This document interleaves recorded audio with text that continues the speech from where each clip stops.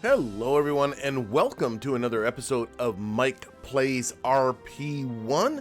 This is a series in which I, as a veteran KSP player but novice RP1 player, am trying to work my way through the programs and contracts in the RP1 mod pack. A mod pack that turns Kerbal Space Program into a much more realistic space program simulator with a real-scale solar system, historical contracts, and realistic parts.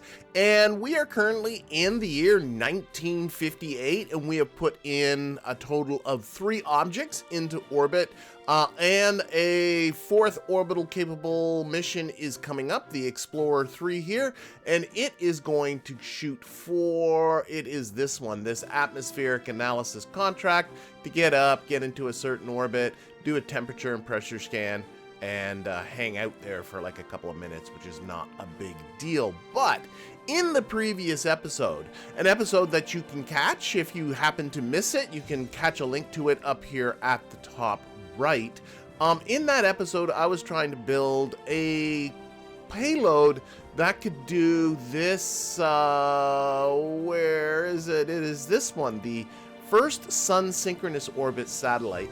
And what was making this one a little bit trickier for me, well, one was the almost polar orbit that it needs to be in, but the second part of it was the very low eccentricity. All my rockets to date have had SRBs, small SRBs at the top stage to do the final insertion. But the issue with an SRB is you can't really control them. You light them and they go, and you end up with the orbit that you end up with. But this one has a very low eccentricity, which means I need to make it very close to being circular. So I need to have something that I have much better control of. And I decided last episode that I was going to try and make a payload powered by RCS. RCS, I can fire the engines as many times as I want. I guess properly I should call them thrusters. But I can fire them as many times as I want, and I can use that to help me do my orbital insertion much more precisely. That the probe, I think, is okay, but it did turn into a bit of an adventure with MechJeb. But very shortly after recording that episode, I kind of started to think about, I think I might know what I've been doing wrong. And there are probably people who had watched that episode and have already left comments. Unfortunately, I record these episodes a few ahead of time, so I've not seen those comments yet. But if you have left those comments, that's great. If not, maybe I'm completely off base. I have not tested this yet. So I'm going to start with going into the VAB. And we're going to bring up the vehicle I was working with, which is the Vanguard 1 aboard the Stentor Atlas booster. And just to do a quick recap of what we have, just for people that have not seen this. So this is the Atlas booster down here at the bottom with the LR43, LR89 engines. Still fairly primitive orbital capable rocket engines. I do have orbital rocketry 1958 orbital rocketry unlocking very, very soon, so that's going to be excited. On top of that is the second stage, which features the Stentor engine, a non-gimbaled, non-controllable engine, other than the fact you can just turn it on and off, but it only has a single ignition, and that does the second stage. The Stentor was a British cruise missile engine. And that's what's powering the second stage. And then up here at the top, we'll take a look at our payload. Toggle open and close. Let's scroll on in here. That's my little payload. It is a controllable probe core and a bunch of, what do we got in here? Nitrous oxide that powers this little engine down here at the bottom. Gives me, if I flip it to here, 608 meters per second of delta V, can burn for almost 6 minutes. Not a lot of thrust to weight ratio of 0.14, but if I can get this most of the way to orbit, that shouldn't be a problem. And then it's got, for attitude control here, some more very small RCS blocks up here at the top. Those are the really small ones, right? The RCS block 2845s. I just want to be sure. Yes. The medium ones are yes. I would have been dumb if I didn't do that. And so that's basically the whole thing. This thing doesn't have to do any science, doesn't have to do anything, just has to survive for a couple of minutes. It has enough electricity aboard on the top. Here, let's take this off so you can see it, for 13 minutes and 45 seconds. So that's the whole shebangy. So what I'm going to do is I'm going to close this. I'm not going to do any modifications to it. And we're going to simulate this, and I'm going to take a look at, hopefully, getting back to MechJeb and hopefully being able to satisfy. I've not tested this out or anything, because I like to do all this stuff live so that you can watch my fumbling.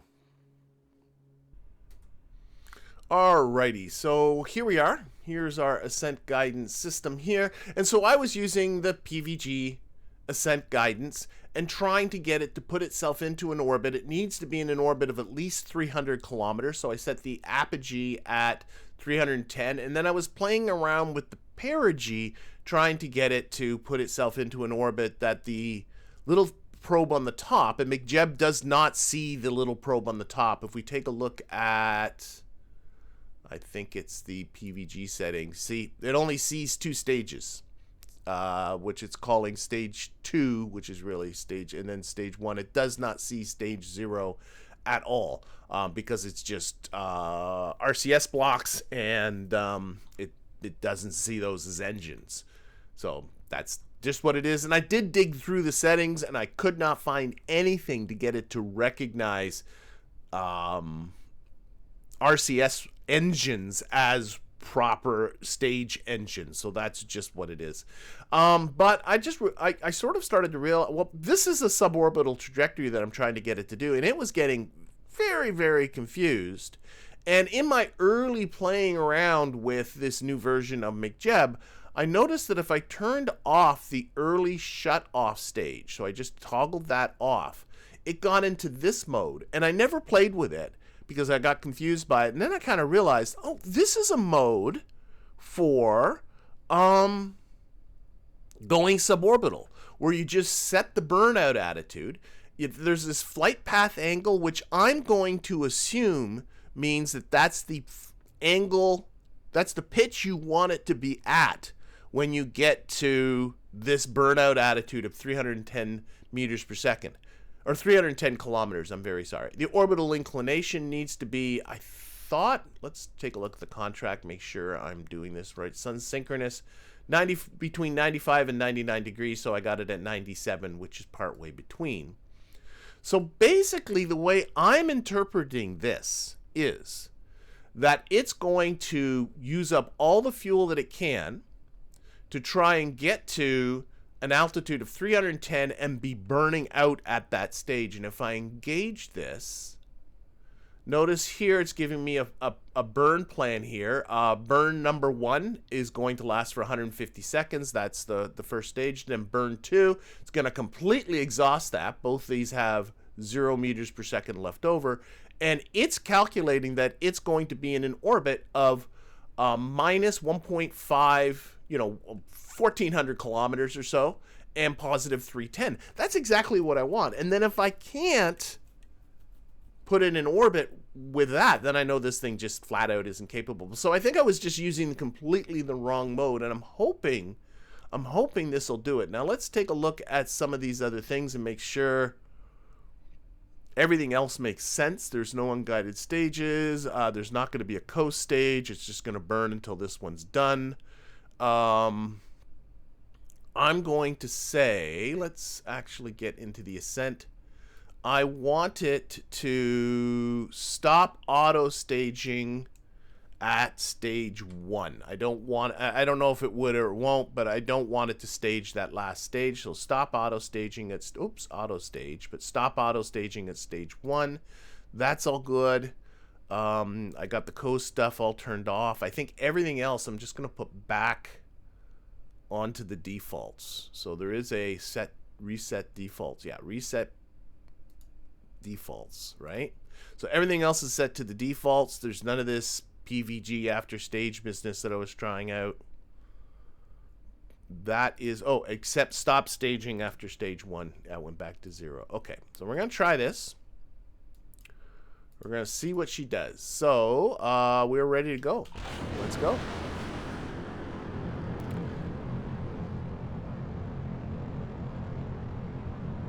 And do I not have auto stage on? We're already off to a roaring start. Auto stage is on. Why aren't you auto staging? Okay, let's restart this. Oops.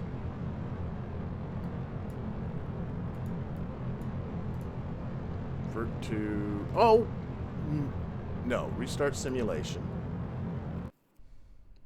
Okay, reset this. Let's keep it everything on the defaults, not do anything else. Burnout altitude is 310 kilometers. Flight path 0. Orbital inclination 97. PVG settings are all on the defaults. Yep. So I'm just going to keep it all like this.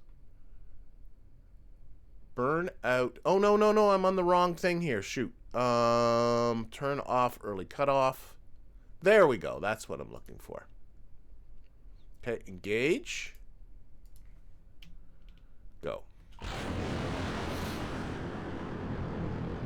Okay, that time it did it. It must have been that auto stage 1. But hopefully it won't stage the very top. That's what I do not want it to do. So let's see how this behaves. Let's toggle this up. So the way I see it, it's going for an orbit of 310 kilometers by, and it's changing what the perigee is going to be. Right now it's about negative 2,000 kilometers, and hopefully there's enough DV in that top stage to take care of that. Again, there's about 600 meters per second, about 6 minutes of burn time. So what I'm going to do is take manual control of it, and I'll point it on the horizon, and about 3 minutes before we get to apogee, I am going to simply fire her up and see where we end up. So it might be, at least this, if this works the way I'm thinking it'll work, at least that's okay.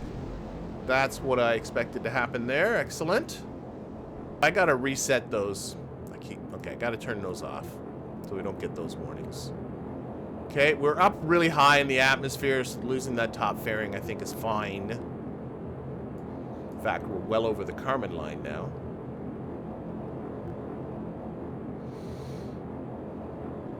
Alright, this is going to burn for another 2 minutes on that mark. Okay, we are in space. Let's time warp that. Yeah, definitely get in the VAB and turn those electricity warnings off. This is the Vanguard.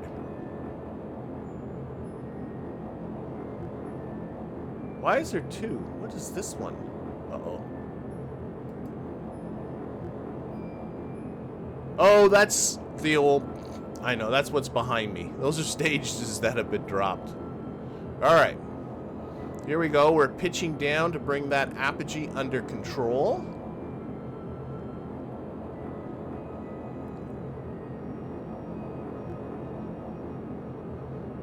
And however far we end up is how far we end up. Alright, we got about 20 seconds left in this stage. Let's take the time warp off a little bit. Apogee's coming down nicely. It's predicting a perigee of 2,300 kilometers. Negative.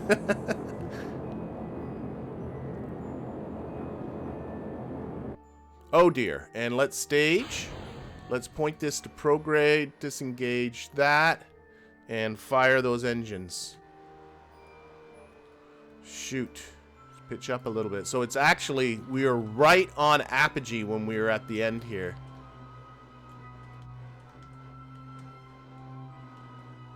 So that's not cool. I don't know what I can do about that. I don't have much control. Why do I have so little control of this? Feels like the thrust is off. Like I see that there's where the animation is off, but I'm really, it almost feels like where you see that animation is actually where the thrust vector is. Oh my gosh. Why? I might need to remount that engine. I mean, it's in the middle, but there's something goofy about it. Yeah, I think their thrust vector's off for some dumb reason. Okay, we'll take a look at that in the VAB. Yeah, I'm really fighting for control of it. Unfortunately, I am going down because it was right. I noticed the time to it released. It was right at apogee when it finished that last burn. It would be nicer if it was 3 minutes to apogee.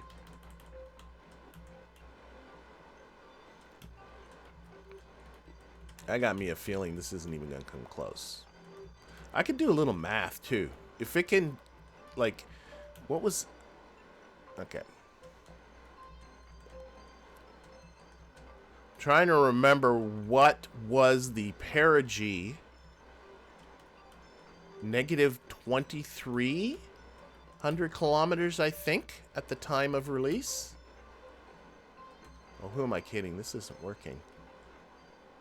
This is way too much of a fight. Like, it just wants to... Like, if I just took my hands away from... Okay, it's holding it. Holding it now. But, of course, we're wasting a lot of the propellant just in holding this attitude, which shouldn't be having to use that propellant at all.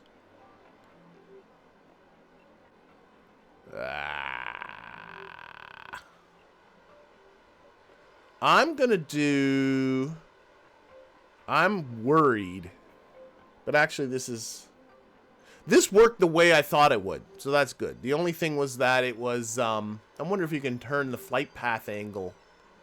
Make it, like, pitched up a little bit or something. So that you're not right at apogee. That's probably it. If you turn this to, like, just 1 or 2 degrees... Might have the apogee be ahead of you. But that's not the biggest issue. Okay, we're going to revert back. The biggest issue is the fact that this is just flat out not balanced. Which is just weird. That engine's right... Oh, there is some... Yeah, see how there's like a ghost? But it almost feels like the way it's behaving that this is actually where the thrust vector is, where this animation is. But the engine is in the middle, so I don't know. We'll see if we can... There might be something buggy. Maybe if I just remounted that engine, that might fix it. But let's get back into the editor.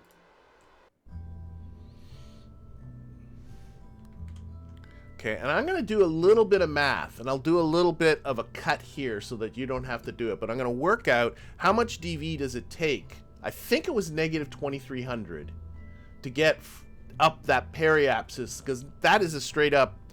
Like, straight up use of just the Vis-Viva equations. Like, you don't have to take in atmospherics or anything like that. So just give me a moment. All right, math done, and the news is not good. According to my math, I need 1,003 meters per second to do that this probe would need 1,003 meters per second to do this. And it's at 608. And that is with... these guys are as big as they can get. Now, I can add in more fuel, but then, of course, that's going to add in more weight. I got a feeling I'm going to very quickly run into what I like to refer to as the tyranny of the rocket equation. You know, whereas I add more weight to this payload, that means I'm going to get less performance out of the booster below it. And I might run into diminishing returns. I'm thinking... I'm overdoing this rocket. I really am. So what I'm going to come up with a new plan entirely for what I'm going to do. So we're going to put that contract aside for a little bit. By the way, it is an optional contract. I don't have to do it. What I am going to do is I'm going to set this probe core to debris. So if I ever use this rocket again, it won't be giving me those electrical warnings. Let's close this fairing. And I'm going to set this probe core to avionics package is what I should really call them. I'm thinking of the stock idea. Okay. It doesn't have the DV. It needs about another 400 somewhere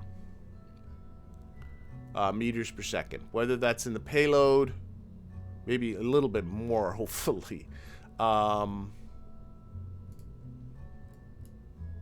Yeah, whether... What am I doing? Whether that's in the payload... Part of me doesn't want to give up on this. I do have more tanks. What if... I'm really bad for this, like going, no, I want to make this work. So here's another set of those tanks.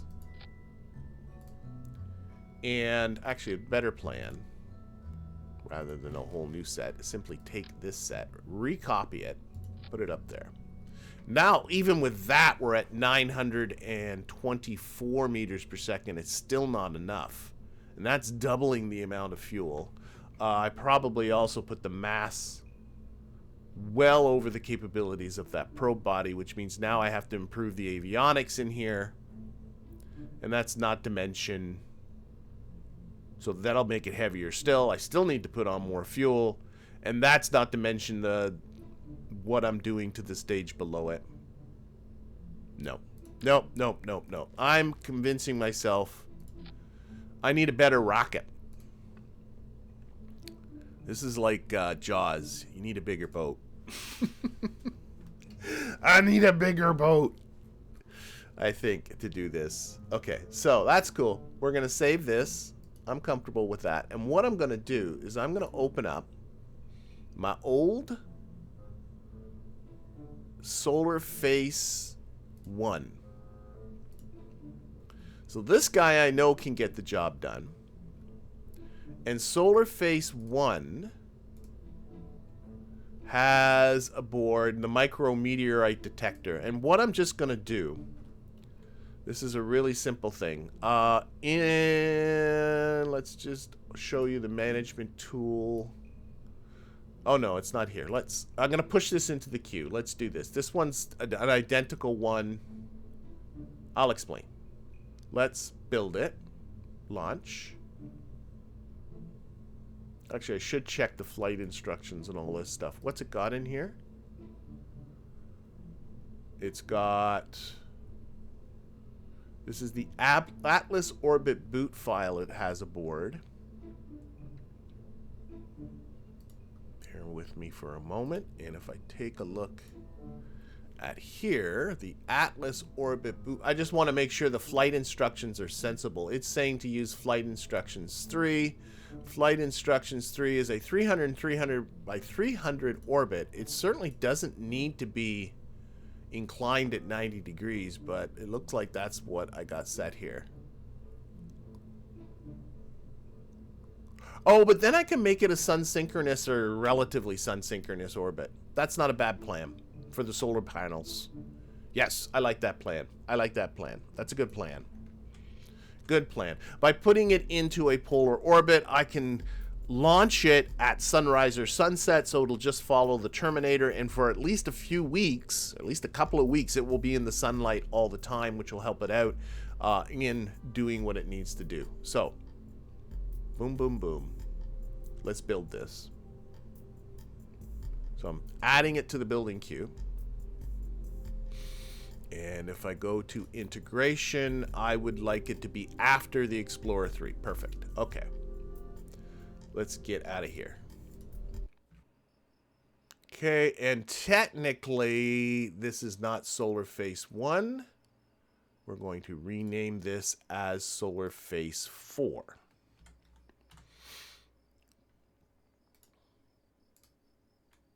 And just to sort of explain what the job is for Solarface 4, if I go down here, I do have a Solarface 3. It is in orbit, and it is struggling. It does have, it's transmitted 4.5 science of the micrometeorite science, which is more than half of what's available. So that's not so bad. But the solar panels have deteriorated to the point where it can no longer generate enough electricity to kind of keep it going. So that's why you're seeing it kind of flipping out a little bit.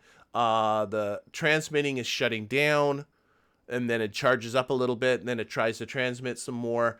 And there is aboard it 2.8 science for stuff to transmit, but it's never going to transmit all this stuff. So what I'm going to just do is send up a healthy one, call it Solarface 4. It's a duplicate of this Solarface 3. And that'll be that. We'll just put it in the orbit. And if you're wondering why was it called Solarface 1 and then this is Solarface 3, and then I'm doing a Solarface 4, is because Solarface 1 and Solarface 2 both failed to achieve orbit due to engine malfunctions. So there we go. Okay. Anyway, I think what I need to do then, well, we do have orbital rocketry coming up. Let us do some time warping. I would love to start unlocking more tech nodes, but that's going to require more science and probably more researchers. I am still in the process of constructing a new mission control. That's going to take another 87 days. And during that period, because of these construction costs here of 539 or close to 540 Kerbucks a day, I am running a bit of a deficit. So I do have to be a little cognizant of that. I also should be, let's actually do this now. The first scientific satellite contract here should be being done in a day. Let's time warp ahead a day, and if it doesn't give it to me, we'll go and visit that satellite. I'm just time warping manually. I mean, nothing's green here, which always bothers me, but then suddenly sometimes it just goes. Okay. That just was a whole day of time warping. So let's go up and visit the satellite. So, and see if that will get this contract to behave. So this one is Explorer 2. Let's go visit. Got too much windows. Too much window. Okay, I can't move that. Just go. There. All right. Oh, and that just, I think, satisfied the contract right there. I just saw a notification pop up. So this is our satellite, the Explorer 2. And it is, oh, it might be dead. It's trying to establish communications. I'm not sure if that just means there's not a ground station within range. Oh, it says it's got batteries. Still got 14%, so it's just not a ground station in range. But I did give it enough electricity to fulfill the contract. And I just noticed it said here, contract complete for scientific satellite. Congratulations, the satellite you sent into orbit has returned extremely valuable data that has proven the existence of the Van Allen radiation belts. That is so exciting. 76 reputation for me. Awesome. And more leaders. Okay, let's go. And actually, some of these... Oh, James Van Allen. Yeah, I think we got some names here that weren't here before. So that took care of this contract right here. Beautiful. Okay. Now we can go back to the Space Center. You can... This thing will just run out of batteries at some point, and then it will be debris. At some point, I will start deleting these, but right now I'm kind of enjoying seeing them up there. Oh, whoa, we got a Space Gazette, October 10th, 1958. The first space probe to include equipment for measuring cosmic rays has revealed belts of charged particles around the Earth. Instead of circling right above us, Explorer 2 goes through an elaborate ballet. It shoots up to an altitude of more than 1,000 kilometers before coming closer, speeding up, and then soaring back out. Yeah, it is in an eccentric orbit. They made us do that. Due to the strange nature of orbital mechanics, this requires no energy expenditure once in motion. It slows down and speeds up purely from the laws of nature that Newton discovered almost 300 years ago. And we got some historical information. The Explorer 1, launched by the United States Air Force on the 31st of January, 1958. So I'm a little bit behind, but oh well. Was the first scientific satellite. Dr. James Van Allen was in charge of the scientific instrumentation for the satellite, and so the radiation belts were named after him. Your rocket may not actually be following Newton's laws, as you need the mod Principia to simulate N-body. It's close enough. That's that's a dubious statement. For new players, the stock two-body approximation is easier to understand. It's still doing what it says up here. So I don't know why. We got to get into Principia for it. I mean, honestly, even they did not take in M-body physics when they worked out the orbit of Explorer 1 back in 1958. I can guarantee you that. The Apollo missions were done using patched conic physics, didn't use M-body physics, so Principia. Go away. Anyway. Oh, and it is still transmitting data. It's still doing some work. What has this thing done for me, by the way? If I go to info, it has transmitted 0.1 credits of scientific information. Okay, there were some... we got some new people? So we got James Van Allen. Yeah, we do have some new people here. James Van Allen. So, not sure where this starts. What did James Van Allen does for us? Lead space scientist. So right now I got Theodore von Karman as my dude. Theodore von Karman gives me plus 6% on solid rocket engine research speed. That's not so great. And plus 6% to flight research speed, which again, I'm kind of out of flight mode. That's not so good. Crew safety, at least for a little while, minus 5% speed of VAB integration. I'm not sure Theodore is my best choice here. If I go back to James Van Allen, plus 10% to science, the very bottom row of R&D research speed. The very bottom, science, okay, so along the science thread, I get it. Plus 10% science from transmitting and vessel recovery. Science trumps all, minus 8% speed of integration. Okay, and then we got this guy. Should have really noted who my new people were.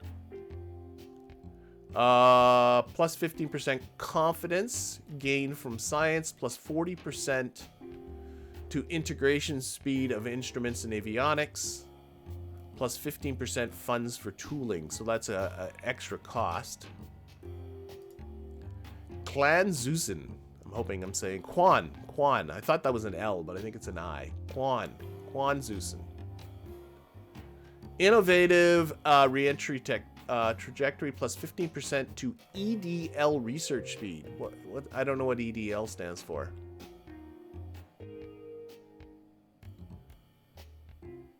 Anyway, plus 5% speed of integration, minus 10% to integration speed of human-rated vessels, and plus 15% reputation for reputation decay. Ooh, don't like that. I'm sure there were some other people too. Oh, Betty Love. Yeah, I think I remember seeing. Okay, let's work our way up this list because I think there are more people here.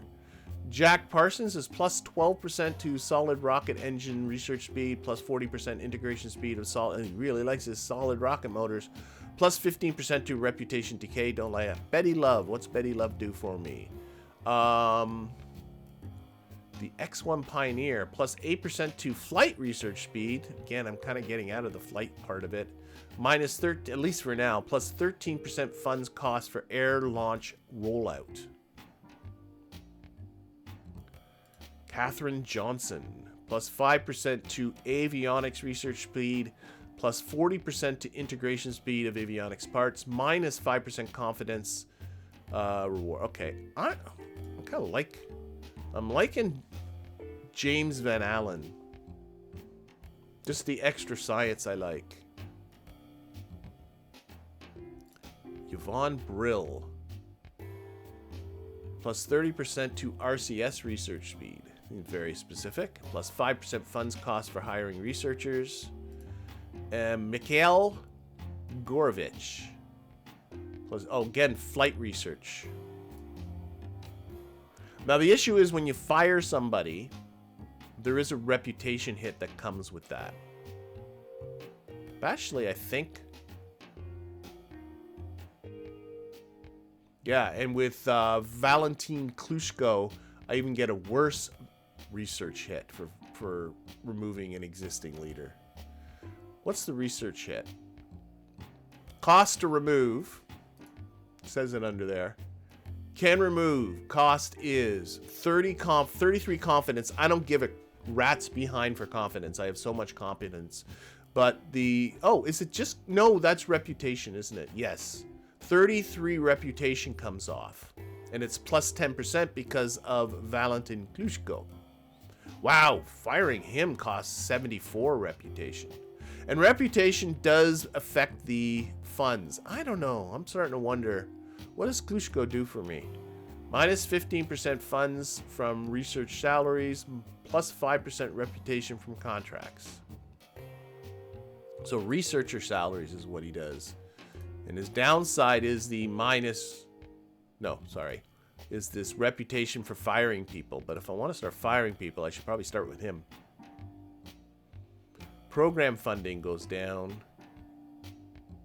Plus minus 12% funds for salary costs, period. Plus 5% reputation from contracts. Milton. Plus 10% for researching all technologies. Plus 10% confidence from science. I don't care about confidence. No. Werner von Braun. Plus 12% confidence from contracts. Plus 12% reputation from contracts. Plus 10% reputation loss from reputation decay. I don't like any of the ones that talk about reputation decay. Making it worse. Minus 8% funds from program funding. I don't know. None of these are really grabbing me, are they? Probably while we're still building our mission control, this is not a good idea, but maybe... I don't know. What's Kel do? Yeah. It's hard to guess, like, oh, wow. Firing him is expensive. Chris Kraft, firing him cost me 222 reputation to fire him. Why? The flight director. Guess you don't fire flight directors. You are entrenched, my friend. You're never going anywhere. Okay. Let's just keep pushing this ahead. So we got reconditioning the launch pad. No more electric charge on Explorer 2. Yeah, I'm not surprised. So keep reconditioning the launch pad. So Explorer 2 is now dead.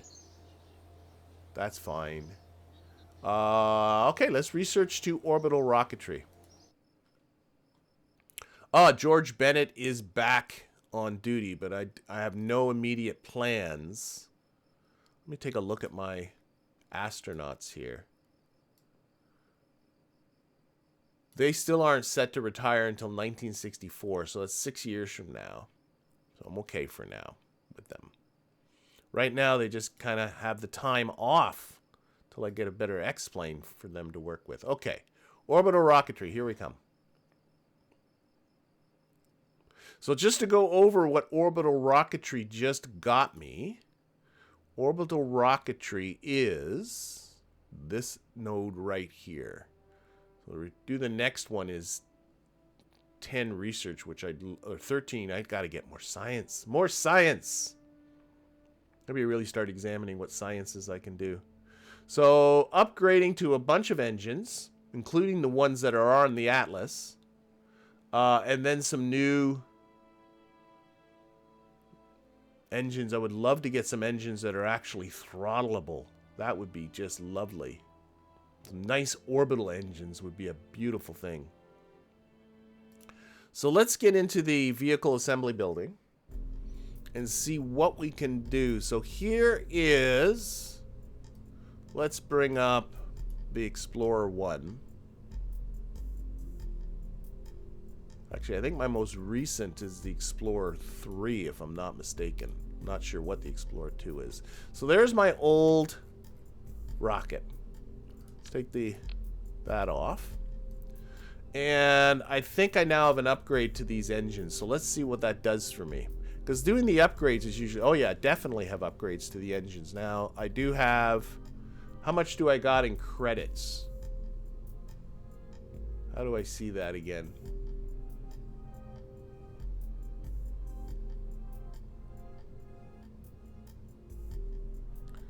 That's the launch contact salary. How do you see how many... I always lose track of these things. Doesn't tell me here. What if I open up a... probably in here, maybe somewhere, maybe, huh? Tell me budget. That's just my regular budget. I just want to know how many credits I got. I know where to look. Let's look. Let's get out of here. Don't save this.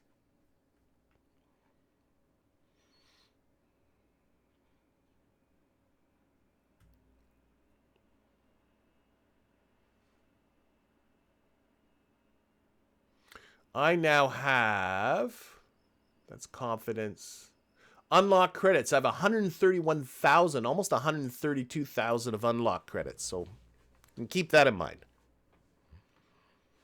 So I'm going to keep that in mind when I take a look at this. So when we open this up and we go to engine, so I can afford these just on my unlock credits. They will not cut into my budget. So right now I'm on this version, the R43 N dash. What are the X? All the differences is the X is gone. That's funny. So the LR43. What I'm really looking for is, I'm looking for everything, aren't I? So right now I got a rated burn time of 65 seconds, vacuum thrust of 617, and a vacuum delta V. I should really be looking at the ASL thrust because these things are launch engines. 536 and 230 seconds. And if I go to this motor, whoa, lot more burn time, from 65 seconds to 135 seconds. I go from 534 to 667. So about another over 100 extra kilonewtons of thrust and a significant increase in ISP too. And if I go to the LR89, marginally better than the LR43. Burn time's the same. Oh, engine mass comes down. That's an important piece of the equation. Engine mass comes down. Marginally better thrust. Marginally better ISP. Same burn time, but significantly lower mass, from 870 kilograms for the LR43 to 820 kilograms for that. So what might be a thing to do with this rocket, or at least a new one, is to design just a whole new Atlas system. Now, I'm pretty sure with the Stentor I do not have any kind of upgrade. So I might need to come up with an entirely new second stage motor, which honestly is fine. We take a look at the Stentor here and go to engine. Yeah, there's no upgrades even available for that. So might need to go to a new... what I'm thinking about is sticking with the Atlas for the central booster, improving these motors, and designing a whole new top second stage. And just looking at trying to lift up better payloads is really what I'm looking for. So let's close this. And let's start taking a look at our new motors. So propellers I don't care about. Jet engines I don't care about. Tiny solids. I don't have any new tiny solids. They're all the same. I do have in the works some of these bigger SRBs that can be put on radially. So that's an exciting thing, but they're still in the works. How far away are they? Where are they? They're the next thing being researched, and they're due for December 30th, which is 66 days from now. So that will be exciting. Strap on some of those. And let's see. So small SRBs don't do anything for me. Medium SRBs, nothing new coming up, or they're not unlocked yet. We got thrusters, small engines. So any of these are new. I don't know. I should write these things down. Like what? How can I sort? Sort by size, sort by profile. What do you mean profile? Advanced sorting. There's no setting for that. Okay. Let's just sort them by mass. Okay, so we got here, where am I at? Tiny solids, I don't care. Medium solids. We have thrusters and small engines, so I think these are new. So a pump or pressure-fed Curlox Vernier engine used for attitude control and final velocity adjustments. Oh, in a MA-X system with the LR-89. I'm already working with those LR rockets on the Atlas. Okay. System LR on the Thor Able, Thor Agena, Thor Delta, and Delta. Okay. And then we got here the LR-101, a pump-fed, pressure-fed, good golly, a pump or pressure-fed Curlox Vernier engine used for attitude control and final adjustments in the, okay, these are new. So these are orbital rockets. These are nice little orbital rockets, not a lot of thrust, but ooh, I might be able to design a decent payload with one of these for the final orbital insertions. I'm thinking again of that Sun Synchronous Orbit satellite. And then we do have new ground-lit engines. A Vernier exhaust for attitude control. This is what's on there right now. So what I'm looking for again, let's take a look at these motors. Engine. This guy. So this guy has a ground thrust of 667 kilonewtons. Can that get beat by any of these other ones? That's kind of what I'm looking at. So I'm looking, if it ain't putting out those kind of numbers, then I'm not even gonna look at it. Because the cheaper option for me is always going to be to upgrade. Again, I'm looking at the ASL thrust, so that one is tempting, but not there. That might be the one, actually. What is on here? It's the LR-4389, which is that one. A4. Okay. 263. So, oh, whoa. You're expensive, but you're big. 818 kilonewtons of thrust. I can't afford them yet. 600, another one here. These are massive.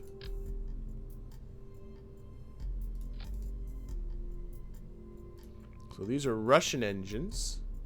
But I need 160,000 funds. I don't have that. I think I said around 120,000 funds for the RD-107. Yoich. But I think I'm better off.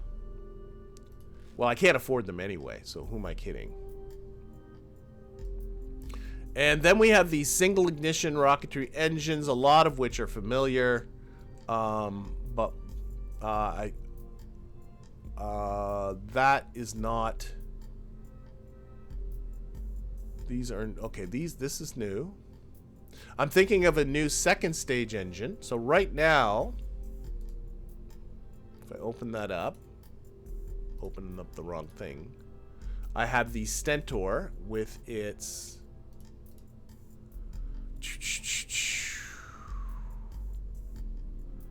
121 kilonewtons of vacuum thrust and a minute of burn time.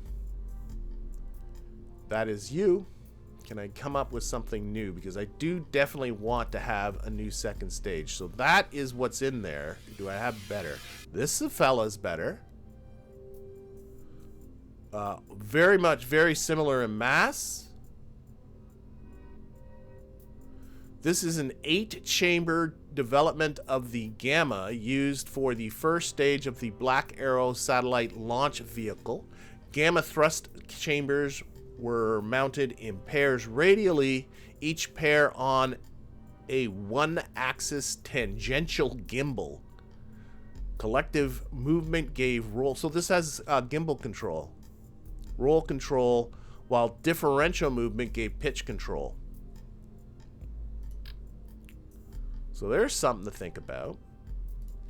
Entry cost is $25,000. Okay. We have the Viking 2. Whoa, that is a lot. A lot of mass, though. 776 kilograms. That's really like a ground... That's not a ground-led engine at that kind of mass? Holy jumpins'.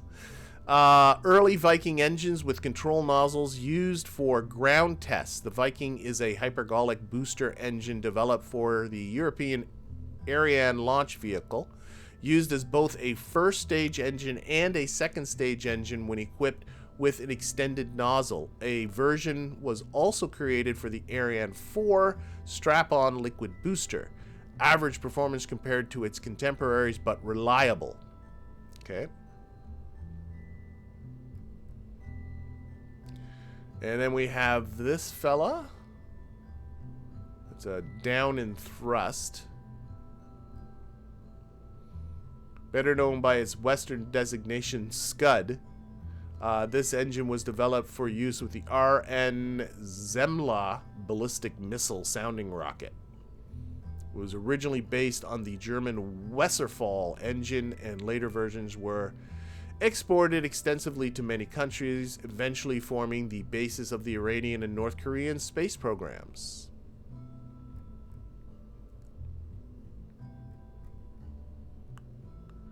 Used for the second stage of the Black Arrow satellite launch vehicles. Well, maybe I need to think about...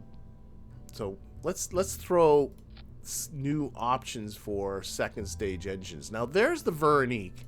The Veronique, okay, this one of the ones that you get really early, and I did use this as a second stage motor quite some time ago when I was going for distance down range rockets.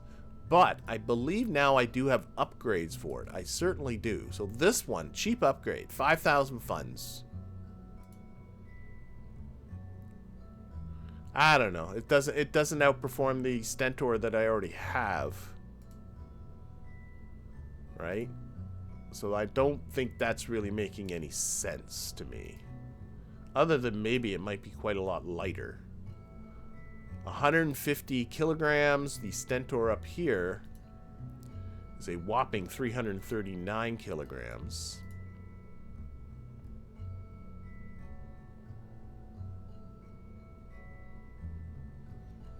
All right, so here's what we're going to do. And then we got... Let's throw this away. Throw this away. Then we have these multi-ignition engines. These are all for rocket planes. They are.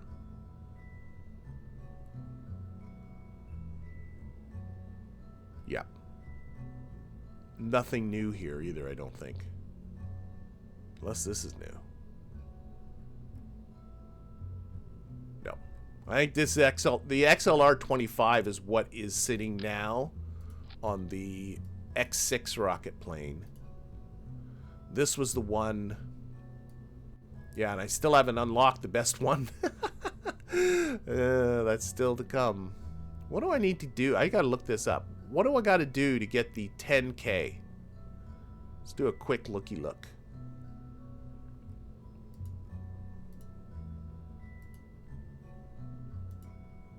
The 10K, it's probably on the next.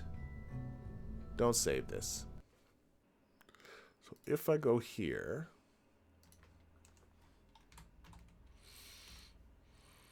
the 10K, that's not going to work. I don't think it's finding anything. It's XLR 10K. So look, we got down here. Here we go.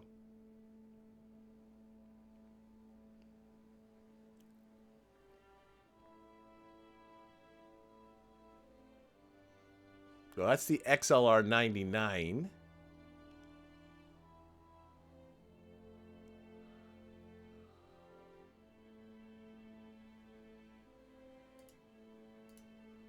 Okay, that's the next Orbital Rocketry one. I don't know where that upgrade is.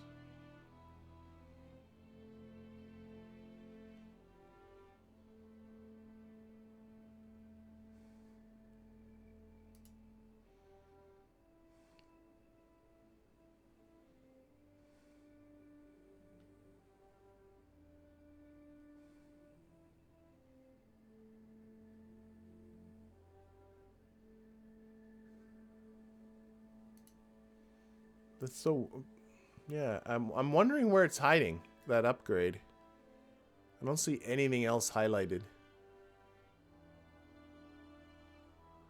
Okie dokie. I'm not going to worry about it. I'm not going to, no. So, what I'm thinking about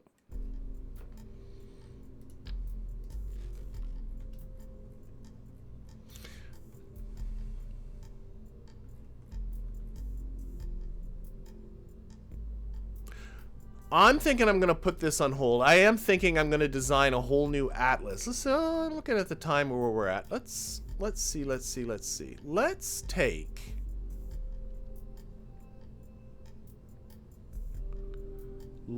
take the old, don't save this.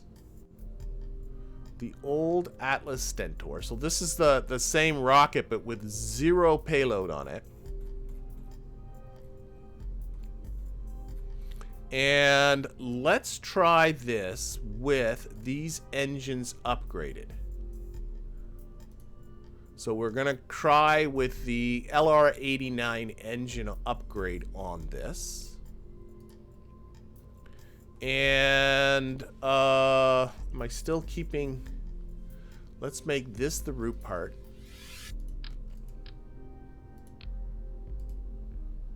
Open this up. Open this up. Take this off. We're just going to test this. Close. This has a mass of 60 tons, and we can control up to 70, so all this is going to be good. Now, this, let's keep this attached to here. We're going to do a simulation. And we're going to do just a static fire test to see how long this burns before... So enable part failures, simulate. Okay, we can lose all this stuff because we ain't flying anywhere. So all I'm interested in is... Ooh, I hope the new engine config isn't a different mix of motors. Well, we'll find out. So we're going to throttle up and we're going to stage, but we're not going to release the launch clamps. Oh, it seems like it's working. Oh, no, it's not. Only one's working. Oh, my God. Oh, my God. Let's get back. I only upgraded one, and it's not working because it's got the wrong fuel type in it. It's been too long since I built a new rocket, so we got to revert back. Okay, here we go. Let's do this right. So this one's been upgraded. Yes, to the LR89, and I want to now upgrade this one to the LR89 as well. And then what we're going to do is we're going to change the fuel tank, and we're going to remove all tanks, and we're going to fill them for the LR89. Okay. And now we're going to simulate. We're going to keep the engine failures toggled on. Okay. So I want to keep an eye on this motor. Actually, I got two of them. I suppose maybe I can keep an eye on both of them. We're testing two at the same time. Let's put the right one on the right and the left one on the left. How about that for a thought?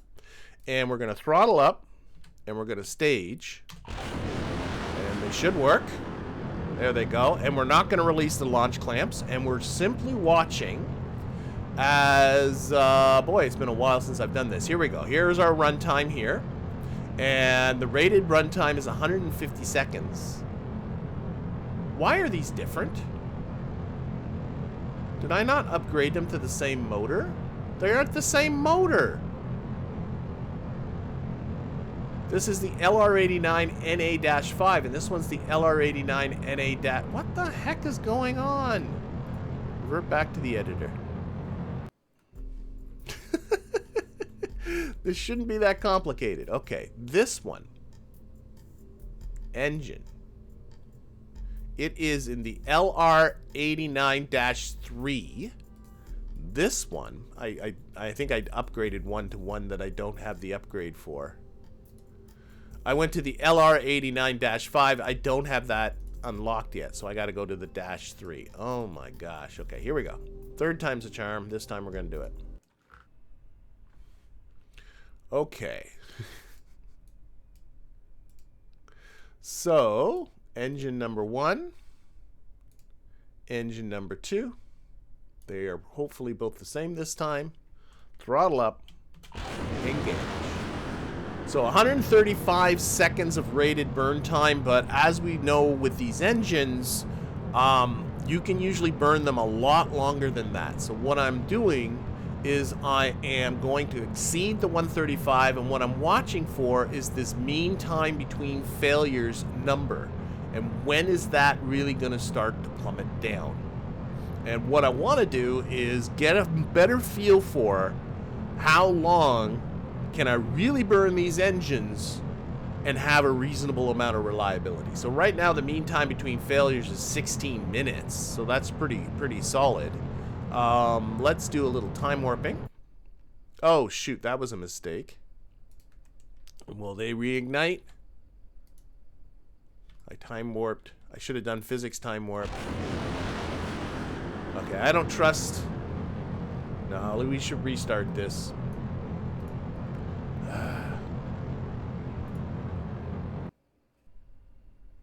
Okay, throttle up and engage. And let's look at these engines. So I started time warping, and I thought it was going to just go automatically into the physics warp, but it didn't. It went into the non-physics warp, and it ended up shutting down the engine. And although the engine's relit after that, I didn't really trust now the whole stats thing. So this time I'm going to do a little physics warping. And that should keep the engines going.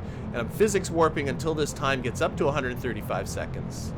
And then I'm going to take the physics warp off, and we're going to really keep an eye on this mean time between failures. I'm kind of curious now with both engines if these will go down in sync, or if there's sort of a randomness about it. I don't know. Okay, so getting close to the rated burn time. Alrighty, let's take the time warp off. So there, we just hit the 135 seconds of runtime. You can see our mean time between failures is not going down. And then what I'm going to do once I sort of decide is what would be a reliable runtime for these motors, I'm simply going to increase the size of this tank. Now, I also got to look at my launch TWR. If increasing the size of the tank ends up getting it to a point where the motors can't really lift it very well, then that's not very good. Why did you just fail? Why did you turn off? Did it use the fuel in here? I thought when it's on the launch clamps, it had infinite reason. Okay. So we're going to revert back to the editor. All right. I thought it was going to have infinite resources while it was still hooked to the launch clamps, but obviously that's not the way that works. So let's go over to here. I do have dedicated test stands.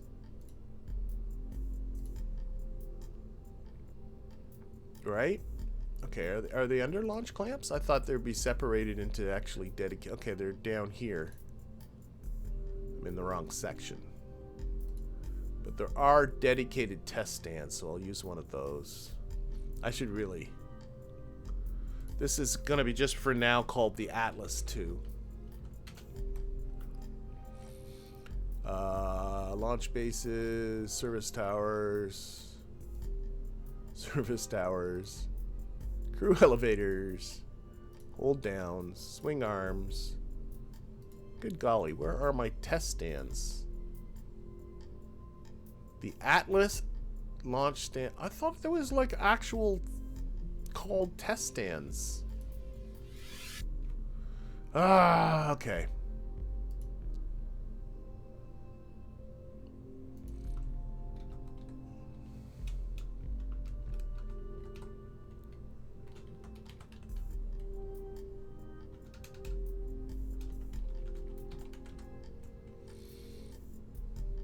Hold downs.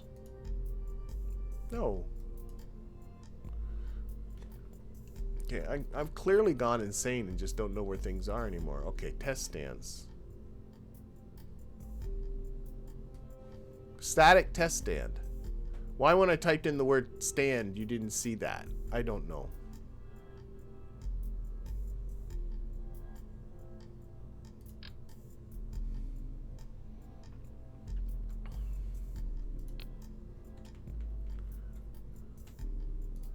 If, will this go on like radially, like coolly like that? I'm noticing. No. Stop fiddling. How about you?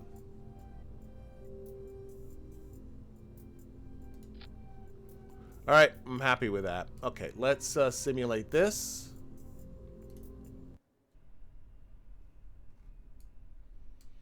Okay, engine number 1. Engine number 2. Throttle up. Go.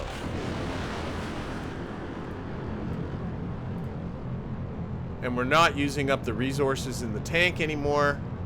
Oh no, I just clicked on the stand. There we go. We are using up the resources here, but then this says here... I am so confused with how this works. Didn't before I used to have... I've done this so many times. Why am I so confused on this front?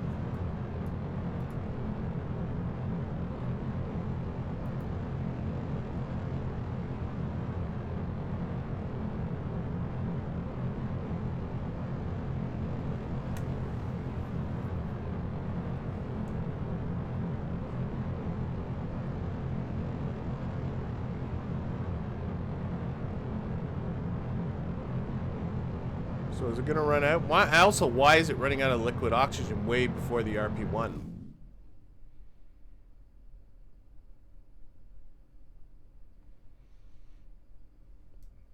I am perplexed. I've done this so many times before, and all I did was stick on one of these, and the thing had infinite resources. Just for testing. Now it's using up the resources in the tank.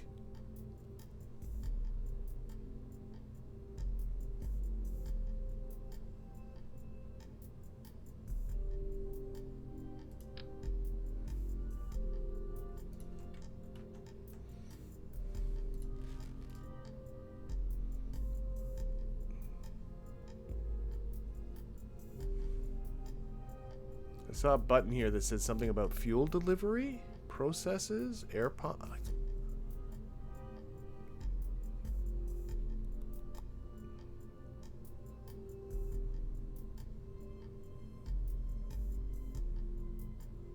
Oh, that's fuel delivery overlay. Okay. What if I just went to the good old stock launch clamps? Like, will it be happier with this? It's nice and simple.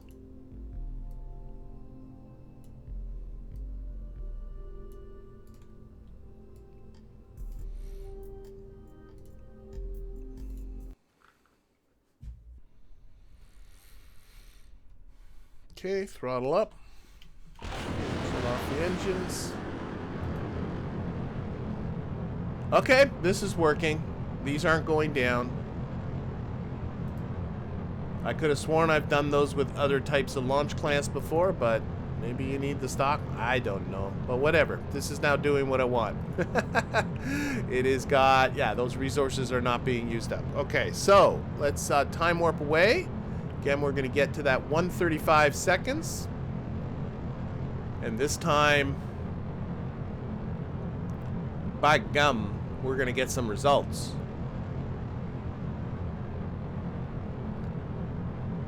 Alright, so that's 90, 100 seconds. And 120. 130. Okay, taking off the time warp. And again, really watching this mean time between failures. And what is the time at which it really starts to plummet downwards. And again, this time, right, not using resources here. I am not. So good, good, good. Alright. Oh, I think it ticked down. No, maybe not. 16.1. I thought that 15 changed from a different number. Oh, yeah, it's ticking down very, very slowly. 16.14 minutes, but I needed to see it really start to come down. I mean, 16 minutes between failures, fine by me when we've only run now for 175 seconds. Okay, here it goes. Now it's starting to come down a little more quickly. 180 seconds, still feeling comfortable about that. The other thing I could do is just keep going until one of these does fail. 190 seconds, still over 16 minutes, but just about drop below 16 minutes. It's now coming down a little bit more regularly, but we're at 200 seconds. I'm feeling good about that. Okay. 210 seconds, still well over 15 minutes.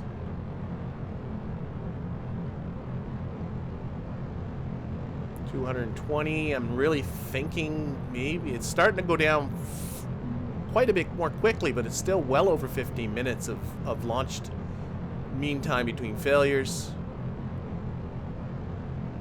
I might be getting to the point where I'm running into, like, if I actually gave myself this much fuel. Oh, one of them just failed. One of them failed at about the 240 mark. So, okay, let's take that information back with us. How long's the other one gonna go? About the 240 mark, 235, 240 seconds, something like that. The one failed. The other one you can see is still going, but you can see now that that mean time between failures really is going down quickly.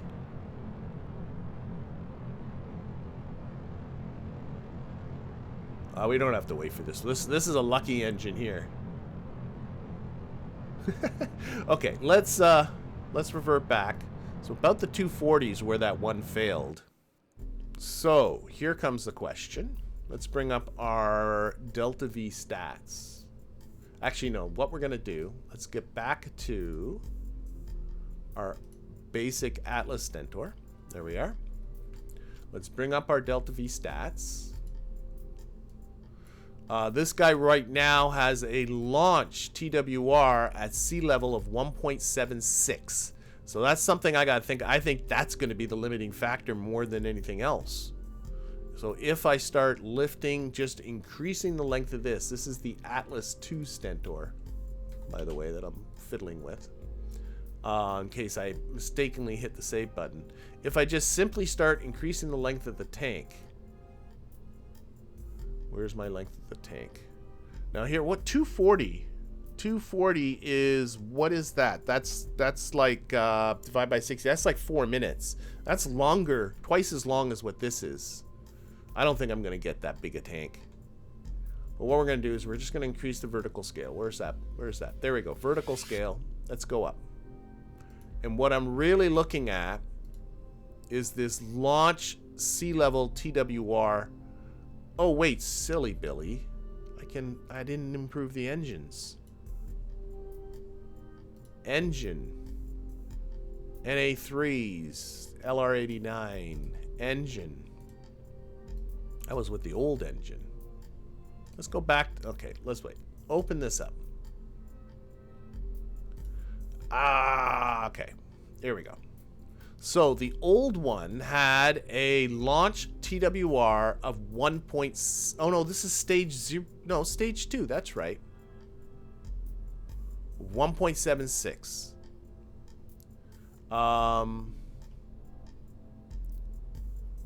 So I'd like to not get much lower below that. So let's upgrade the engine. So it'll be this guy, both the same way, and this guy. We will take this, we will remove all tanks, and we will fill them up for the LR89. There we go. This is part of the same pack. It is. Yeah, this is all one tank. Okay. So now I got a launch TWR of 2.09 at sea level. So what we want to do now is start increasing the length of this and see what kind of numbers we get. So, and again, about 4 minutes I can get a burn time. So that's 1.75. Again, yeah, it's really going to be, that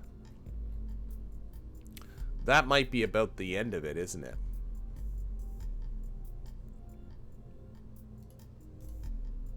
This is the Atlas 2.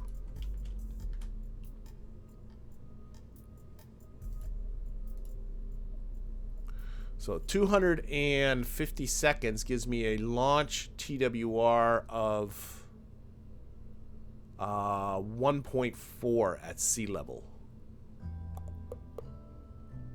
which I think is okay. It's less than what I had.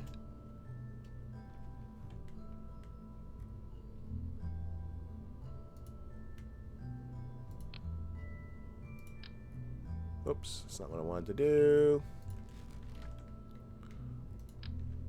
Stop doing that. There. Let's lift that up a bit. Okay. I'm wondering if I should bring this down just a little bit.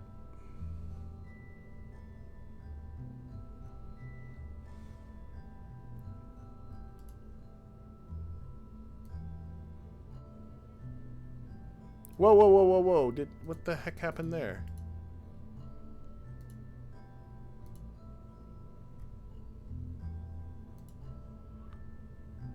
This one. I see what I did. 230. Let's go for 230 seconds of burn time on that stage. There it is. That gives me a launch TWR of 1.57. So what I'm thinking about is simply launching this and seeing how it performs, seeing what it does for me. So let's simulate this without the engine failures. We're well below worrying about engine failures. I'm also thinking the op with this one is maybe it's time to go to 3 engines. And I know the original Atlas had that whole 1.5 stage business going. I could play with that. Yeah, maybe that might be something to play with. It's complicated. MechJeb.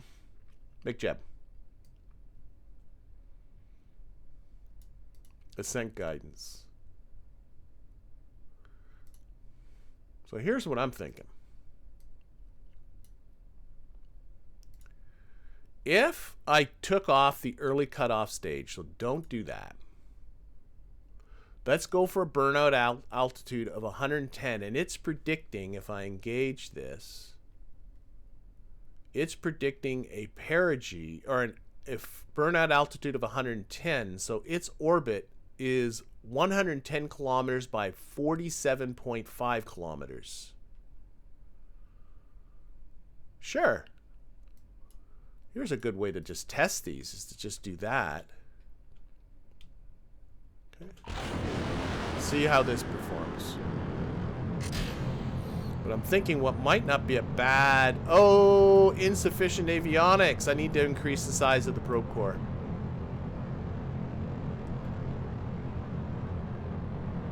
Okay, so this is... I don't have control of this right now.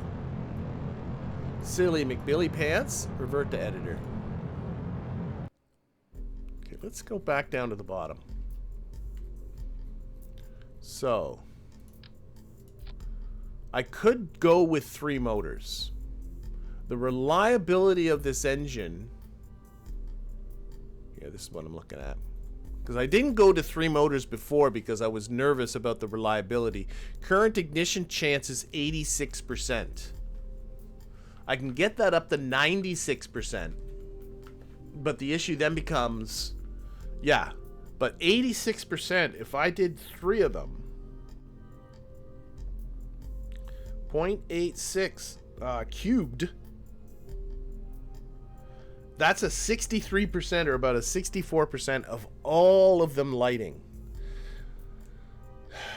Which isn't terrible, because if they don't all light, MechJeb just won't let the launch clamp go.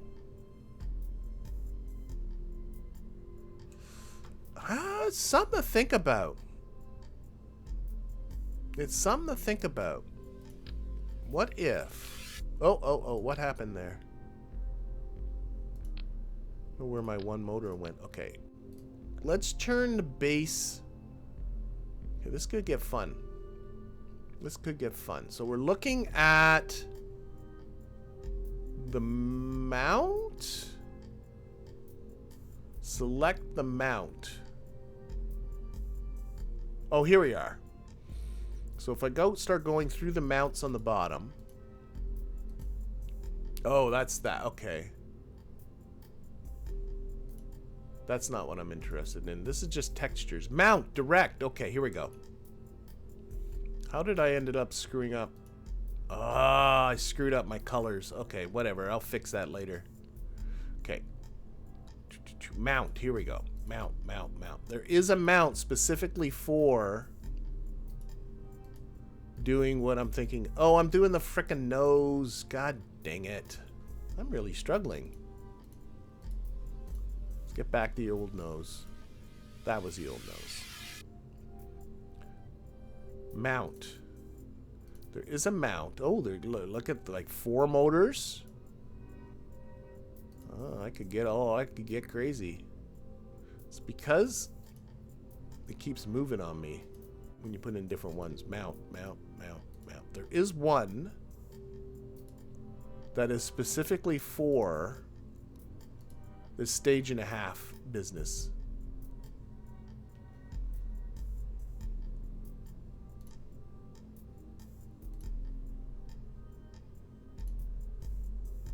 The Atlas mount. It might be that.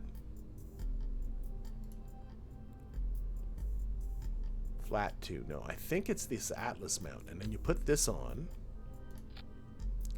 And then there is the 1.5 stage business. There it is.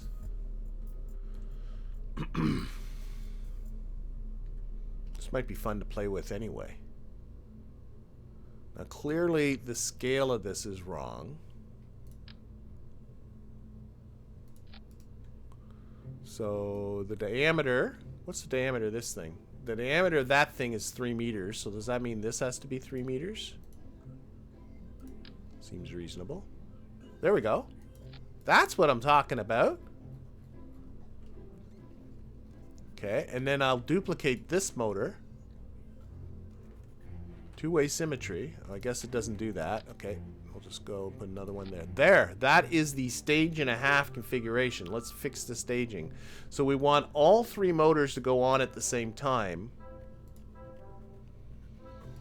And then at some point, you stage this skirt which drops 2 motors and just goes down to 1, and then it just keeps going. That's the stage and a half business.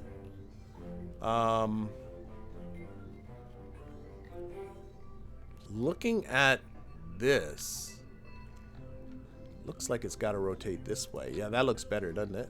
Or does it?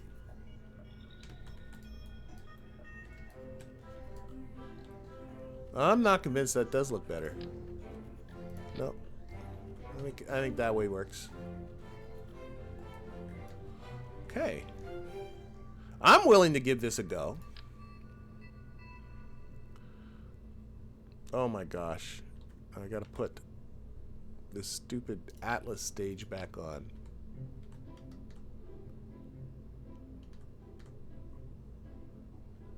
Oh, I'm on two-way symmetry. That doesn't help. How am I gonna put you on? Come on, you are actually... Oh, I got a motor here. Wait.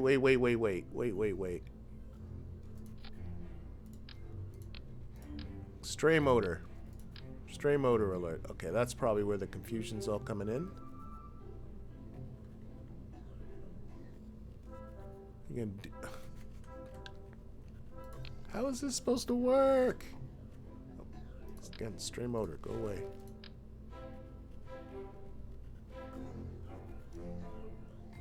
Oh, that feels good. That looks right. Oh, that looks really good, actually. Okay, so... MechJeb is telling me now I got 1 minute and 43 seconds of burn time, but actually it's going to be quite a lot longer than that. Because... you know, I'm not going to be running all... That's thinking I'm doing all 3 engines at the same time, which obviously I'm not going to do. And there is some way, I think, to get it to recognize, you know, the stage and a half business. I know there's a video out there. Somebody did. But I think what I'm going to do is simply increase the vertical scale of this. And again, taking a look at my launch TWR. So there's a launch TWR of 1.59. So what I'm going to do is shoot for 2 minutes and 30 seconds of burn time. For whatever reason, I just like these to be a nice number. Even though it's going to be longer than that. So let's see what it does. I think what I'm going to just try and do is stage the skirt kind of when I feel like it. If you understand what I'm saying. I don't think MechJeb will stage... Well, who knows? Who knows what MechJeb will do? Oops, that's a mistake again. Shift key. Just wanted to braze this up a bit. There we go. Okay, let's simulate this. Because I'm thinking even if I keep the Stentor for the second stage for a while, this is looking to me like a much more capable rocket. So if I engage this, what's its little plan here? It's just going to do burn and then burn. So it just does 2 burns. So I'm going to stage that middle part. I don't think there's anything in here to recognize when to do the stage. I'm sure there's an optimal time to drop the 2 motors. But I'm just going to watch my G-forces, watch my thrust, and... kind of decide when I can lose 2 of the motors. That's my plan. Okay, here we go.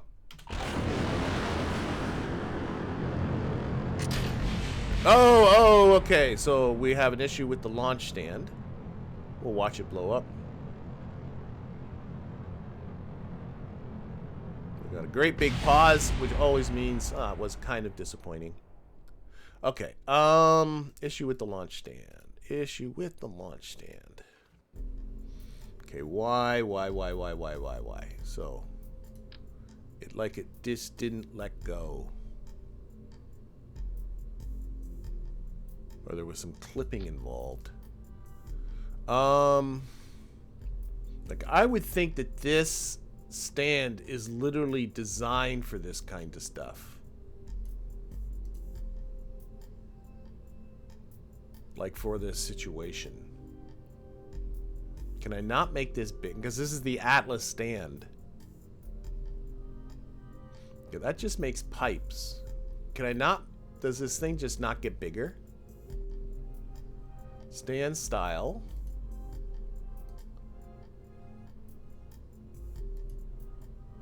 Rectangular deck. That's color doesn't matter. Stand rotation. No.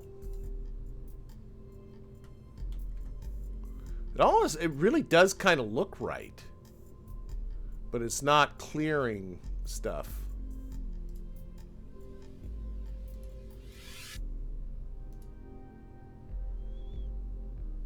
Pipes, that just puts the pipes in and out. That's just for selecting them manually. Clamp colors, center clamps. You can just turn those clamps off, but I like them. Side umbilicals, but I like those too. That's just again for selecting them. And then there's some pipe adjustments, but it just moves them around. Right? I don't think that's really doing much of anything.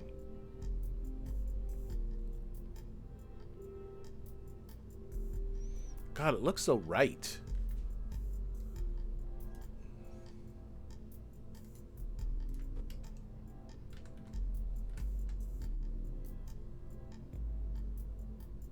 What if I just sort of come down like this so that... Yeah, you can see how the clamps are actually... I'm surprised there isn't a just make the frickin' thing bigger option. You know what? Let's lose this for now. We'll worry about this later. We can just break out the stock ones. When in doubt, go simple. We'll worry about the actual... Come on, you stinker. There. We'll worry about the actual, like, getting all that to work. In a future time, let's get the rocket to fly first. Okay. So let's save that and simulate. Alright, so oh yeah, controllable avionics. That was the whole reason why I came back here in the first place, wasn't it? I forgot about that. Revert back to the editor. Alright, what is the weight of this thing now? Might need to build a whole new launch complex for it too. We are at close to 140 tons of rocket here. So we need to step this up to 150 tons. Wow, that's like twice. Apply and resize to fit. Twice the avionics. Oh, we can switch to early prototypes. This is an old one. Okay, that helps. Does that mean this guy? This guy too. Early prototypes. Why do you have so much electricity? For goodness sakes. 150 kilojoules. Apply size, or just preserve dimensions on that nose cone. I don't want to mess with that. Okay, Alice 2. I did not realize. I think I upgraded the old ones, but not this one. Okay, let's simulate. Save, simulate. Upgrading the avionics is huge, but I'm pretty sure I would have done that with the rockets that I was fiddling with earlier at the very beginning of this video. I think so. All right, let's just engage. See what this does.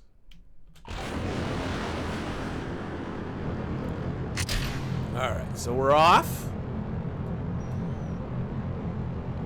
We're off. I got this set up that it's just going to burn to an altitude of 110 kilometers and just burn till it's dry. And it is predicting an orbit of 110 by 140, well, it's declining now, 1,000 kilometers. Like, not quite a moon rocket, but lordy, it's quite a lot of performance. Okay, so what I want to do is right now we're pulling about less than 2G still. So that's probably not, I'm not pulling the kind of acceleration I want where I want to drop 2/3 of my thrust.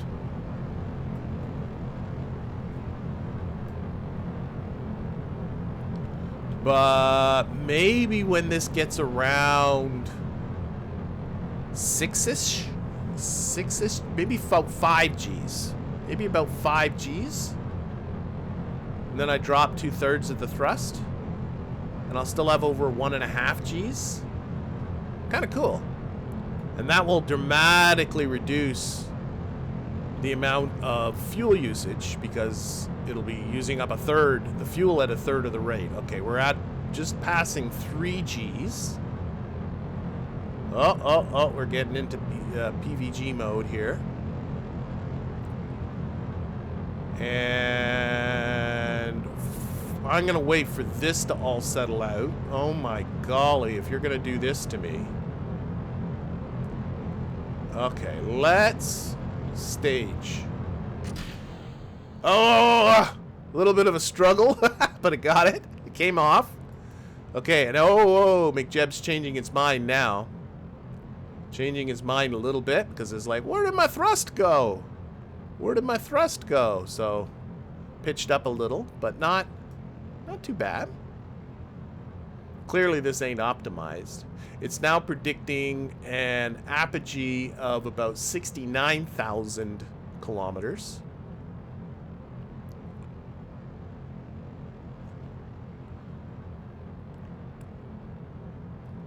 Looks good like this too. I like this. I do like it. Clearly some optimizing that needs to be done.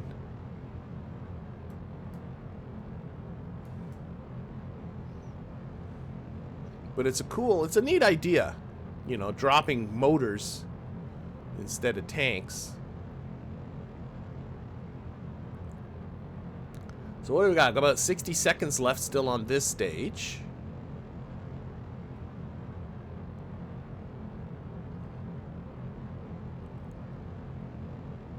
Alright. I don't think I dropped those things at a outrageous time.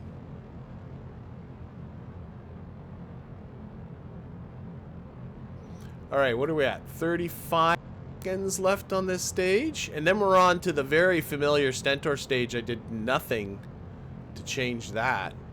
But you can see quite a lot of performance. Quite an improvement on performance.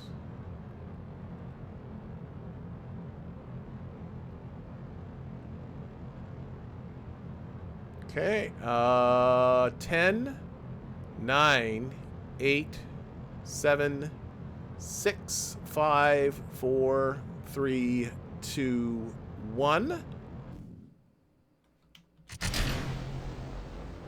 Okay, I'm not sure what happened there. Oh, stop auto staging on stage 1. That's what happened there. Okay, well, it seemed to handle that okay anyway. Alright, and now let's put on the time warp. Now this is pure, like, where's our orbital stat stuff? Orbit stuff, orbit info. How are we doing here? Okay, perigee still a negative number.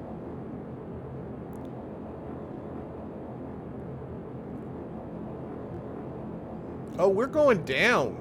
Oh dear, oh dear, oh dear. That's not good. Why did I set this to 110? Just because it was the default, but that's not even, that's like, oh my god. Okay, what we're gonna do. Let's revert this. I want to try this again. Clearly my settings were completely borked. Restart this simulation. We passed our apogee, for goodness sakes. Alright. We're going to try this again. 150 kilometers. Let's try that for what to set this at. Now, let's think about this ascent. Okay, it says stop staging at 1. I don't want to do that. Stop staging at 0. That's, oh, wait, auto stage, but that's just dumb. Reset the defaults. There we go. That helps. Oh, there we go. Okay. I want to go again, early shut-off stage we're not going to have. We're going to go to Well, actually, another thing to do. Maybe not. Let's actually try the early cutoff stage business. And let's try this with a 150 by 150 kilometer orbit. And see how much DV this has left. So the prediction is it to have 2008. That's a good measure of also its performance. Just put it into a pretty boring orbit and just see how much DV it has left. I like that idea. That might be simpler. Now, of course, it's not taking into account the whole 3-stage thing.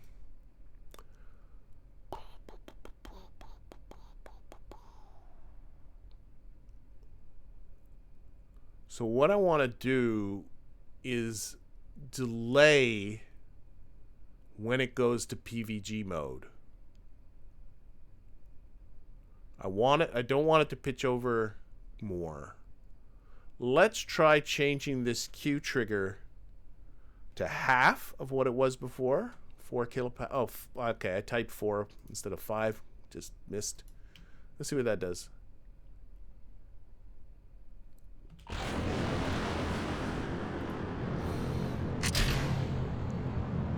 So what I want it to do, I want to get a lot of the up part, if you know what I mean, out of when there's 3 motors going.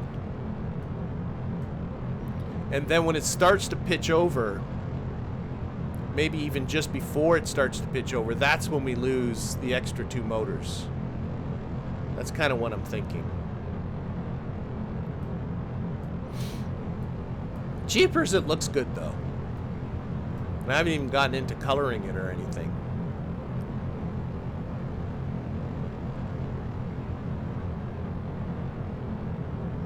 I'm kind of leaning towards keeping the Stentor second stage just because I'm not entirely sure I have a dramatic improvement in motors anyway.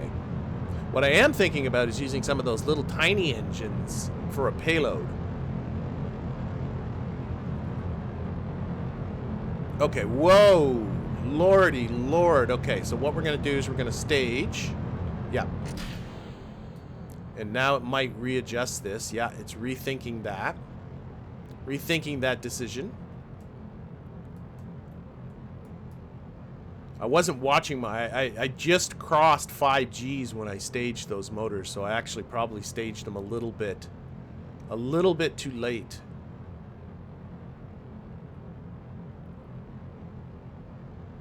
Still predicting getting itself into orbit with about 2,700 meters per second left.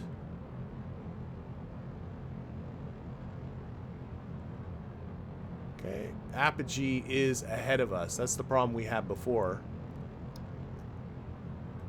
Of course, I had it set at 110. Why'd I set it at 110? That's just dumb. I don't understand that. Okay, here we go. About to stage here. Oh no, we still got about 10 seconds. It uses so much less fuel once you go to 3. I think I should have staged the there we go. I should have staged the other the two motors. I should have staged the skirt, I think, earlier.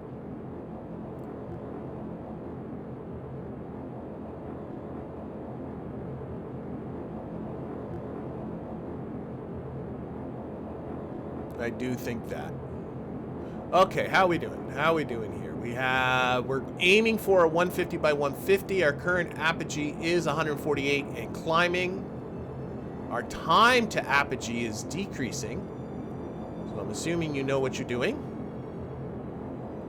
And it's still predicting to have well over 2,700 meters per second left when it's done all this stuff.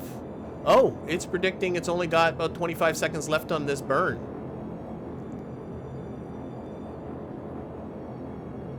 So we are going to be in an orbit very, very quickly here.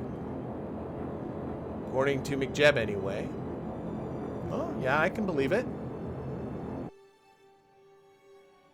Okay, not quite. Not quite.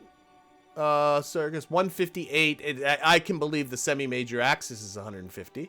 But it's 159 kilometers by 139 kilometers. We do have...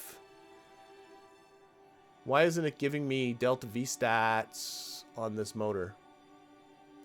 It all went to 0 on me.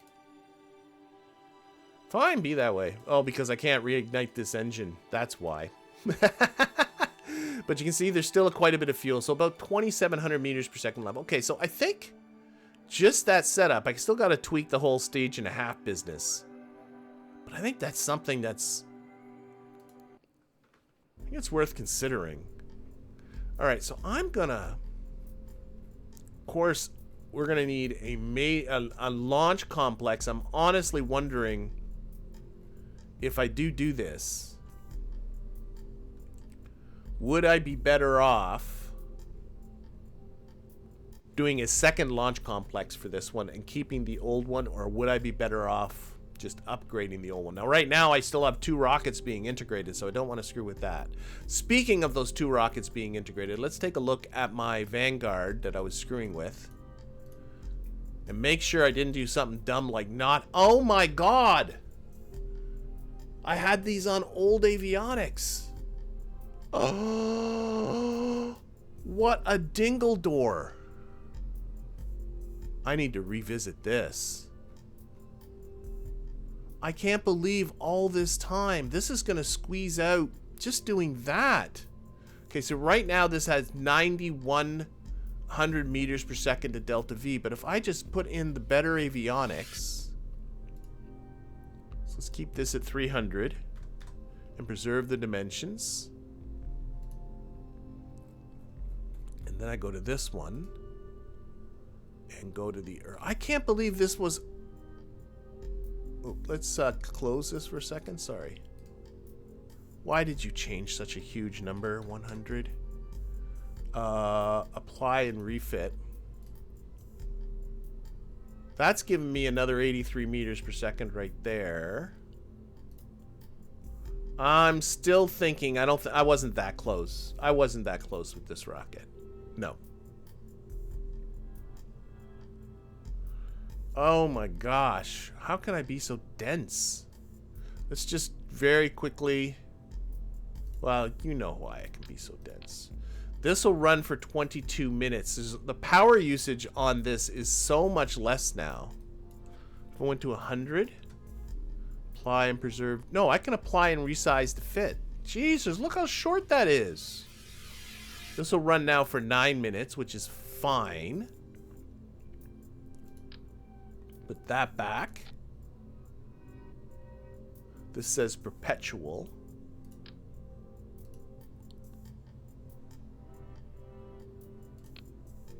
Now it'll run for 5 minutes, which is fine. It's not going, it doesn't take that long to get up. I can probably cut this in half, 50. Apply and resize. 4 minutes and 20 seconds, sure.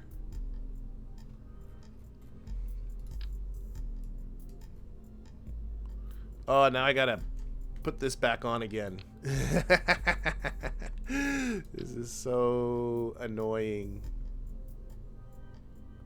Why? Here, let's 5, so I'm just in the stock tools here. Oh, shoot.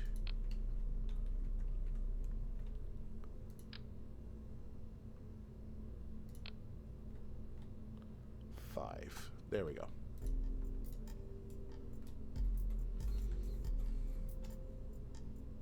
Why is RCS build date on? Probably because you clicked on it.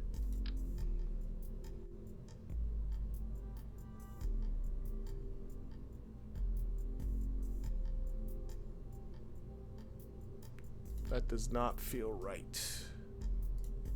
Let's lower this down a bit.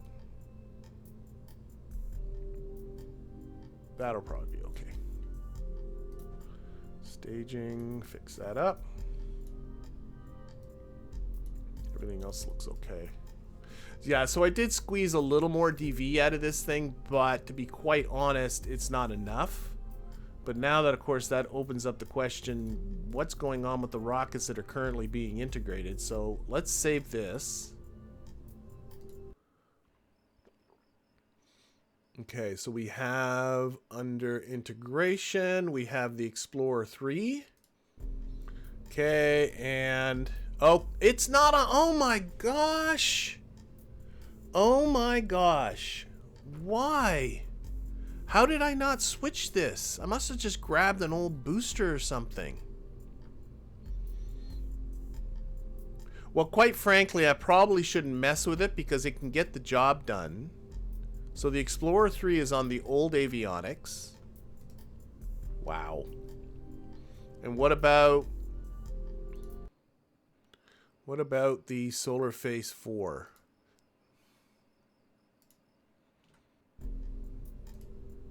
It's on the older. Oh my gosh. So I need to upgrade these Avionics.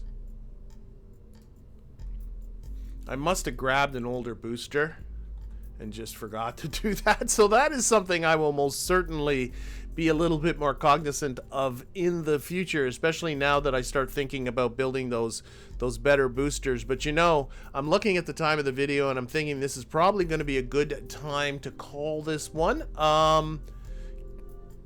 Yeah, so pretty soon, let's just actually pop out of here. Just to remind people of where we're at, we have the Explorer 3 coming up in just 23 days. We have Solarface 4 coming up in 51 days. We do still have, in between those two, we're going to get those radial solid rocket boosters. I think I'm going to have the ability to put much bigger payloads into orbit, but you know, that's all going to have to be for future episodes. So in the meantime, I thank you for watching and hope to see you again for the next one.